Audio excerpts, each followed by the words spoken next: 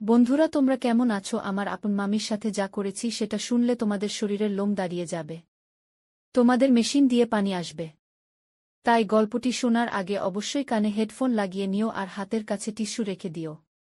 যে গল্পটা বলব সেটা শুনলে তোমাদের বুকের ভেতর এক অজানা শিহরণ উঠবে। কারণ এটা কেবল একটা গল্প না, এটা ভালোবাসা, অভিমানের ছায়ায় জেগে ওঠা এক অসাধারণ সম্পর্ক, যা দিনের আলো লুকিয়ে থাকে আর রাতের শরীরের গন্ধে ভেসে ওঠে। যদি সাহসী হও তবে মন খুলে শোনো। গল্পটি যদি ভালো লাগে তাহলে এখনই লাইক দিয়ে দিও। আর চ্যানেলটি এখনই সাবস্ক্রাইব করে রাখো যাতে পরবর্তী গল্পগুলো তোমরা মিস না করো। আমার নাম রায়ান।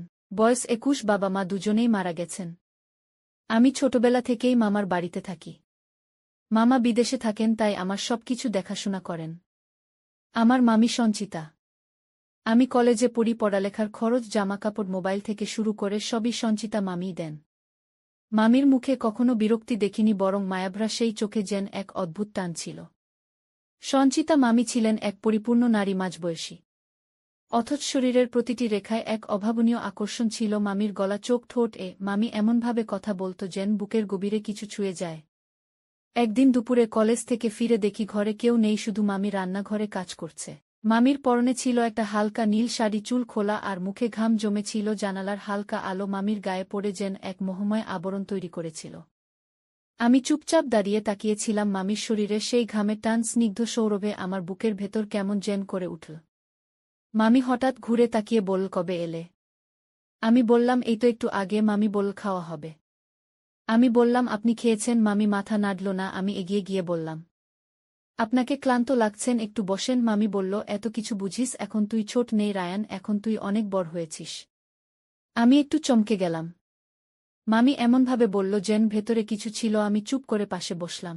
হঠাৎ মামি আমার কাঁধে হাত রাখল, বলল, আমি জানি তোর অভাব আছে, কিন্তু আমি তোর সব কিছুতে আছি, শুধু একবার বল। আমি মামির চোখের দিকে তাকালাম। বললাম, আপনি আমার সব। আমি জানি আপনি ছাড়া আমি কিছুই না। হঠাৎ মামি আমার গাল ছুঁয়ে দিল। সেই ছোঁয়া যেন আগুন হয়ে গায়ে লাগল। মামির হাত ঠান্ডা, কিন্তু শরীরের ভেতর অনেক গরম মনে হচ্ছে। আমি চুপ করেছিলাম। মামি বলল, ভয় পাস না। আমি তোর মামি ঠিকই, কিন্তু আমি নারী। আমারও তো একটা মন আছে, তুই কি সেটা বুঝিস না? আমি ধীরে ধীরে বললাম, আমি সব বুঝি মামি। আমি কখনো সাহস পাইনি বলার, কিন্তু আমার চোখ সব বলে দিয়েছে। আমি যতবার আপনাকে দেখেছি মনে হয়েছে আমি কিছু একটা অনুভব করছি।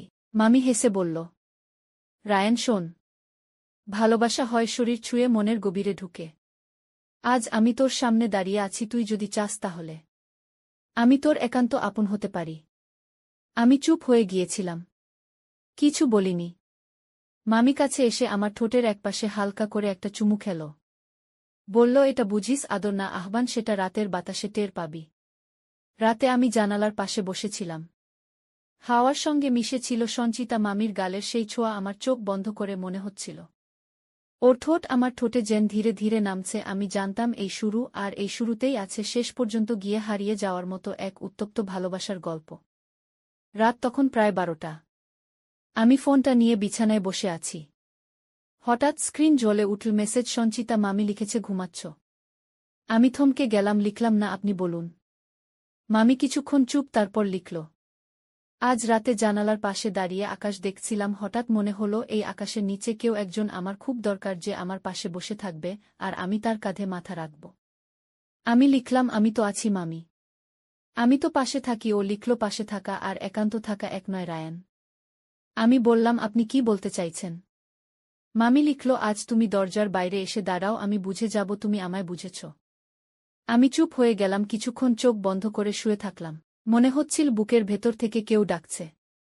আমি আস্তে করে দরজা খুলে বারান্দায় এলাম। সামনের ঘরের আলো জ্বলছে। আস্তে পায়ে গিয়ে দাঁড়ালাম দরজার সামনে। হঠাৎ দরজা খুলে গেল। সঞ্চিতা মামি সামনেই দাঁড়িয়ে, ওর মুখে অদ্ভুত শান্তি। পরনে পাতলা গোলাপি নাইটি, চুল খোলা। আমি কিছু বলার আগেই মামি হাত ধরে টেনে ঘরে নিয়ে গেল। বলল, আজ আর কথা না, শুধু আদর হবে। আমি বললাম, আপনি এতদিন কি লুকিয়েছিলেন? মামি বলল, নিজের তৃষ্ণা নিজেরই ভিতরে রেখেছিলাম। আজ তোমার চোখে সেটা খুঁজে পেলাম। মামি আমার গালে হাত রাখল। আমি চোখ বন্ধ করলাম। হঠাৎ ঠোঁটে একটানা উষ্ণ স্পর্শে আমার ঠোঁট কেঁপে উঠল। আমি জড়িয়ে ধরলাম মামিকে। তার শরীরটা একেবারে নরম, উষ্ণ। আমি বললাম, আপনি যদি থামাতে চান তাহলে এখনই থামান। মামি বলল, না রায়ান, আজ আমি তোমার হতে চাই পুরোপুরি। সঞ্চিতা মামি আমাকে বিছানায় বসিয়ে ওর পাশে এল। ওর চোখ দুটো ছিল জলের মতো স্বচ্ছ। আমি হাত ধরলাম, ও চুপচাপ ছিল। তারপর আমার বুকের উপর মাথা রাখল, বলল, এতদিন ধরে এই মুহূর্তটার স্বপ্ন দেখেছি। আমি শুধু বললাম, আজ থেকে এটা স্বপ্ন না, বাস্তব। আমি ওর চুলে হাত রাখলাম, ধীরে ধীরে ওর কাঁধে ঠোঁট ছুঁইয়ে দিলাম, সেখান থেকে গলায়, তারপর গালের কাছে এসে মুখ থামল না। ঠোঁট ঠোঁটের সঙ্গে মিশে গেল, দীর্ঘ চুমু চলল অনেকক্ষণ, যেন নিঃশ্বাস বন্ধ হয়ে এল। ওর ঠোঁটে ছিল লিপবামের হালকা স্বাদ, গায়ে এক অদ্ভুত উষ্ণতা। আমি ওকে কাছে টেনে নিলাম, ওর বুক আমার গায়ে ধাক্কা খাচ্ছিল, নিঃশ্বাস কাঁপছিল। আমি বললাম, আপনি যদি চান থামতে পারি। ও বলল, না, আমি থামাতে চাই না। আমি ওর পিঠে হাত রাখলাম, শাড়ির উপর দিয়ে নরম ত্বকের নিচে কেমন যেন আগুন ছিল। ওর চোখ বুজেছিল। আমি ফিসফিস করে বললাম, আপনি সুন্দর। মামি হেসে বলল, আজ শুধু নাম ধরে ডাকো সঞ্চিতা বলো। আমি বললাম, সঞ্চিতা, তুমি আজ আমার। আমরা চুপচাপ বিছানায় শুয়ে রইলাম। ও আমার বুকের উপর হাত রেখেছিল, আমি ওর পেটে হাত রাখলাম। ওর শরীরটা ধীরে ধীরে কাঁপছিল। ও বলল, তুমি জানো না কতদিন ধরে আমি এই ছোঁয়ার অপেক্ষায় ছিলাম। আমি বললাম, আমিও। সেই রাতে কোনো কথা ছিল না, শুধু শরীরের নীরবতা আর হৃদয়ের শব্দ। রাতের সেই চুপচাপ বিছানা সকালে ভাঙল সঞ্চিতা মামির দীর্ঘ নিঃশ্বাসে। আমি চোখ খুলে দেখি জানালার পাশে দাঁড়িয়ে ও তাকিয়ে আছে বাইরে। ওর গায়ে এখনো সেই রাতের আলো লেগে আছে। আমি আস্তে করে বললাম, ঘুম আসেনি। ও বলল, ঘুম আসলেও মন তো শান্ত ছিল না রায়ান। আমি পাশে গিয়ে দাঁড়ালাম, বললাম, কি হয়েছে, তুমি কাঁদছো? ও বলল, হ্যাঁ, আমি কাঁদছি কারণ আমি তোর মামি, আমি তোর মা হতে পারতাম। অথচ আমি এখন এক নারী যার শরীরটা তুই ছুঁয়েছিস। আমি চুপ করে দাঁড়িয়ে রইলাম, কিছু বলিনি, শুধু ওর কাঁধে হাত রাখলাম। ও বলল, ভয় পাচ্ছি রায়ান। আমি বললাম, ভয় কিসের? ও বলল, সমাজের লোকদের। তোর মামার কথা চিন্তা করেছিস? একবার যদি কিছু জানে আমাকে হত্যা করে ফেলবে। তোর কিছু হবে না, কিন্তু আমি শেষ হয়ে যাব। আমি বললাম, কিন্তু আমরা তো জোর করে কিছু করিনি, আমরা কারো ক্ষতি করিনি।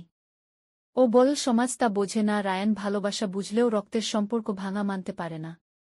আমি বললাম, তুমি চাও আমি দূরে যাই?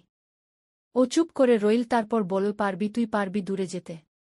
আমি ওর চোখে তাকিয়ে বললাম, না, পারব না, কারণ তুমি শুধু আমার মামি না, তুমি আমার হৃদয়ের স্পর্শ, তুমি আমার অনুভবের ভিতরে ঢুকে গেছ। সঞ্চিতা বলল, তাহলে একটা প্রতিজ্ঞা কর, আজ থেকে যা করবি শুধু আমাদের ভেতরে থাকবে। দিনের বেলায় আমি তোর মামি, তুই আমার ভাগ্নে। কিন্তু রাতের অন্ধকারে আমি হব তোর সঞ্চিতা, তুই হব আমার রায়ান। তুই যেভাবে চাইবি আমাকে পাবি, আমি কারো স্ত্রী নই, তখন আমি হব তোর সম্পূর্ণ।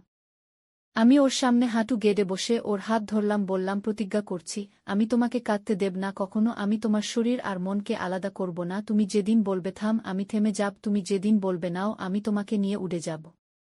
ও আমার গাল ছুঁয়ে বল, রায়ান, আজ রাতে আবার আসবি তো? আমি বললাম, হ্যাঁ, আজ আর কোনো ভয় থাকবে না, শুধু ভালোবাসা। তুমি আমাকে ডাকলেই আমি আসব, কারণ এই শরীরের স্পর্শে এখন আমার জীবনের তৃষ্ণা মিশে গেছে। সেই রাতে বিছানায় শুয়ে ঘুম আসেনি, আমার কানে বারবার ঘুরে ফিরে আসছিল সঞ্চিতার কণ্ঠ, রায়ান, আজ আমি তোকে ভালোবেসে ফেলেছি। এই ভালোবাসা এখন পাপ হোক আর পুণ্য, আমার কিছু যায় আসে না। রাত তখন 11টা। আমার ফোনে একটানা মেসেজ আসছে, একটার পর একটা। সবগুলো সঞ্চিতা মামি পাঠাচ্ছে। প্রথমটায় লেখা ছিল, ঘুমাচ্ছিস? দ্বিতীয়টায় লিখেছে, দরজা খোলা রাখব। তৃতীয়টায় শুধু একটা লাইন, তোমার চুমু দরকার, আজ খুব বেশি দরকার। আমি ফোন রেখে উঠে দাঁড়ালাম, আস্তে করে ঘর থেকে বেরিয়ে গেলাম, পেছনের দরজাটা খুলে দেখি সারা বাড়ি নিস্তব্ধ, শুধু ওর ঘর থেকে হালকা আলো বের হচ্ছে। আমি ধীরে ধীরে দরজার কাছে গেলাম। ভিতরে ঢুকেই দেখি বিছানায় বসে আছে সঞ্চিতা, পরনে পাতলা কালো নাইটি, চুল খোলা, চোখে একরাশ তৃষ্ণা। আমাকে দেখেই ও উঠে এসে বলল, আজ আমাকে আর জিজ্ঞেস করবি না, আমি প্রস্তুত, আমি তোকে চাই যেমন তুই চাস। আমি কিছু না বলে ওকে জড়িয়ে ধরলাম, ঠোঁটে ঠোঁট রেখে গভীর চুমু খেলাম। সেই চুমুতে ছিল আগুন, ছিল নর্মতা, ছিল দুঃখ, ছিল ভালোবাসা। আমি ওকে বিছানায় শুইয়ে দিলাম। ও বলল, রায়ান, আজ আমাকে ভালোবাসার মতো নয়, প্রয়োজনের মতো ছুঁয়ে দাও। আমি ওর কাঁধ গলা ঘাড়ে একের পর এক চুমু খেতে থাকি। ওর শরীরটা নরম গরম কাঁপছিল, ওর নিঃশ্বাস বড় হচ্ছিল। ও বল, রায়ান, আমার বুক জ্বলে যাচ্ছে, তুই আমার ভিতরে ঢুক না, আমি তোকে চাই পুরোটা। আমি বললাম, আমি এখন তোর সঙ্গী, তোর স্বামী, তোর ভালোবাসার পুরুষ। ও বল, হ্যাঁ, তুই আমার, আমি এখন তোকে ছাড়া বাঁচতে পারব না। আমি ওকে পুরো শরীর জুড়ে অনুভব করছিলাম।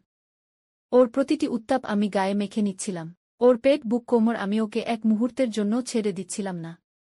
আমরা দুইজন এক হয়ে গেছিলাম, তৃষ্ণায় ক্লান্ত, ভালোবাসায় পূর্ণ। রাত অনেকটা কেটে গেছে। আমি ওর কানে ফিসফিস করে বললাম, সঞ্চিতা, আমি এখন শুধু তোর, তুমি আমার সবকিছু। ও চোখে জল নিয়ে বল, রায়ান, আমি এখন তোকে ছাড়া মরেও শান্তি পাব না। আমরা দুজন চুপচাপ বিছানায় জড়িয়ে ছিলাম, জানালার বাইরে বাতাসে ছিল এক নতুন দিনের গন্ধ আর ভেতরে ছিল শুধু শরীরের ঘাম, ভালোবাসার উত্তাপ আর নিঃশব্দ চুমুর শেষ ছায়া। সন্ধ্যা নামতেই আমি ফোনে ব্যস্ত, হঠাৎ দরজার পাশে দাঁড়িয়ে থাকা সঞ্চিতাকে দেখে চমকে উঠলাম, ওর চোখ লাল, গলা শক্ত। আমি বললাম, কি হয়েছে? ও কিছু বলল না, হঠাৎ করে বলল, সেই মেয়েটা কে, যার মেসেজ তুমি দুপুরে পেয়েছিলে? আমি বললাম, কি বলছো তুমি? ও বল, আমি দেখেছি রায়ান তোমার ফোনে একটা মেয়ে হাঁটার ছবি পাঠিয়েছে, তুমি সেই মেয়ের পেছনে কেন দৌড়াচ্ছ? আমি স্তব্ধ। আমি বললাম, আমি তো কারো সাথে কিছু করিনি, শুধু এক বন্ধুর পাঠানো ছবি। ও বল, তুই বুঝিস না, আমার শরীরে যখন তুই ছুঁয়েছিলি তখন আমার মন তোকে ছুঁয়েছিল আর তুই সেই মনকে আজ আঘাত করলি। আমি বললাম, সঞ্চিতা, আমি কেবল তোমাকেই চেয়েছি, তুমি আমার সবকিছু। ও বল, তাহলে প্রমাণ দে, আজ তুই যদি সত্যিই আমাকে ভালোবাসিস তাহলে আর কারো দিকে তাকাবি না, তুই শুধু আমার। আমি বললাম, আমি আজকেই তোমাকে প্রমাণ দেব। রাতে ওর ঘরে গিয়ে আমি দেখলাম সঞ্চিতা কাঁদছে। আমি ধীরে ধীরে ওর পাশে গিয়ে বসে বললাম, চোখে জল দেবে না, আজ আমার বুকের ভিতর এক শূন্যতা তৈরি হচ্ছে, আমি তোমাকে কষ্ট দিতে চাই না। সঞ্চিতা বলল, তাহলে আজ আমাকে ভালোবাসার শেষ রূপ দেখাও, যেভাবে তোমার ঠোঁটে চুমু খাই, আমি ভুলে যাই আমি কে। আমি ওকে বিছানায় নিয়ে শুইয়ে দিলাম, ঠোঁট চেপে ধরলাম ওর ঠোঁটে, তারপর গলা, ঘাট, বুক, পেট। আমি ওর শরীরের প্রতিটি কোণ খুঁজে ফিরলাম, যেন আমার ছোঁয়া দিয়ে ওকে বুঝিয়ে দিতে পারি আমি ছাড়া ওর কোনো পুরুষ নেই। সঞ্চিতা চোখ বন্ধ করে আমার শরীর জড়িয়ে বলল, তুই আমার, তুই আমার, তুই আমার। পরদিন সকালেই একটা চিঠি পেলাম টেবিলের উপর। লেখা ছিল সাদা কাগজে বড় অক্ষরে শুধু একটা লাইন, আমি যাচ্ছি রায়ান, আমাকে খুঁজিস না। আমার গলা শুকিয়ে গেল। আমি ছুটে গিয়ে ঘর খালি দেখলাম, ও নেই কোথাও, ওর জামাকাপড় নেই, ঘরের ঘ্রাণটুকু শুধু পড়ে আছে। আমি ফোন করলাম, সঞ্চিতার নম্বর বন্ধ। আমি জানতাম কোনো একটা কারণে ও নিজেকে সরিয়ে নিচ্ছে, কিন্তু কেন? আমি তো কিছু করিনি, শুধু ভালোবেসেছি, সেই ভালোবাসা আজ আমায় পোড়াচ্ছে। রাতে একা বিছানায় শুয়ে ওর শরীরের ঘ্রাণ আমার কাঁধে লেগে আছে মনে হচ্ছে। চোখ বন্ধ করলেই ওর ঠোঁট আমার ঠোঁটে আসছে। আমি চিৎকার করে বললাম, ফিরে এসো সঞ্চিতা, আমি আর পারছি না। কয়েকদিন কেটে গেল। একদিন হঠাৎ দরজার সামনে সঞ্চিতা দাঁড়িয়ে কাঁদছে। আমি ছুটে গিয়ে ওকে জড়িয়ে ধরলাম। বললাম, কোথায় ছিলে? ও বল, দূরে গিয়েছিলাম যাতে নিজেকে ভুলতে পারি, কিন্তু পারিনি। আমি বললাম, আমি কি কিছু ভুল করেছিলাম? ও বলল, না, তুমি কিছু করনি রায়ান। আমি শুধু নিজেকে ক্ষমা করতে পারছিলাম না। কিন্তু আজ বুঝলাম, ভালোবাসা কোনো গোপন সম্পর্ক নয়, এটা শরীরের চেয়ে অনেক গভীর। ও বল, আমি তোমার কাছে ফিরে এসেছি যদি এখনো জায়গা থাকে।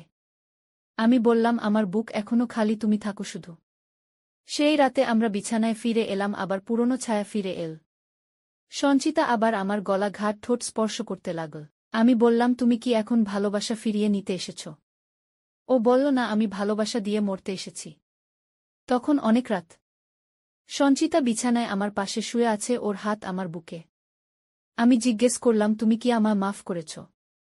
ও বল, তুই কোনো পাপ করিসনি, আমি করেছি। তোর বয়সে তোর জীবনে আমি ঢুকে পড়েছি, তোর জীবনটা অন্য রকম হতে পারত। আমি বললাম, আমার জীবন এমনই হওয়ার ছিল যাতে তোমাকে পাওয়া যায়। সঞ্চিতা বলল, রায়ান, তুই আমার শরীর চেনালি, অনুভব বুঝালি, আমি তোকে, আজ তোকে আমার শরীর মন সব দিয়ে ফেলেছি। আমি ওর ঠোঁটে চুমু খেলাম দীর্ঘ সময়। সারারাত একটানা চুমু, ওর গলায়, ঘাড়ে, বুকের মাঝখানে। নিচে হাত রেখে ওকে আঁকড়ে ধরলাম। মামি বল, আমি আর কাউকে চাই না। তুই এখন আমার স্বামী, আমার প্রিয়, আমার প্রেম। রাতের শেষ ভাগে ও বল, একটা অনুরোধ করব। আমি বললাম, বলো। ও বল, আজ রাতের পর আমি আর এখানে থাকব না, তোর ভবিষ্যৎ নষ্ট করতে চাই না, তোকে নিয়ে পালাতে চাই না, তুই পড়াশোনা শেষ কর, তুই আমাকে মনে রাখিস, যতবার চোখ বন্ধ করবি আমার ঠোঁট মনে করবি, যতবার ঘুম আসবে না আমার গন্ধ খুঁজে নিস। আমি কিছু বলতে পারছিলাম না, শুধু ওকে জড়িয়ে ধরলাম, চুমু খেতে লাগলাম বারবার। আমি বললাম, তুমি চলে যেও না। ও বল, যেতে হবেই রায়ান, কারণ সমাজ আমাকে ক্ষমা করবে না, তোর জীবনও একদিন প্রশ্ন তুলবে। সকালে ঘুম ভাঙতেই দেখি পাশে কেউ নেই, টেবিলে একটা চিঠি, ওর লেখা। আমি পড়ে ফেললাম, রায়ান, তুই আমার জীবনের একমাত্র পুরুষ, তুই আমার রাতের ঘ্রাণ, তুই আমার ঠোঁটের শেষ চুমু, এখন আমি যাচ্ছি, ভালো থাকিস।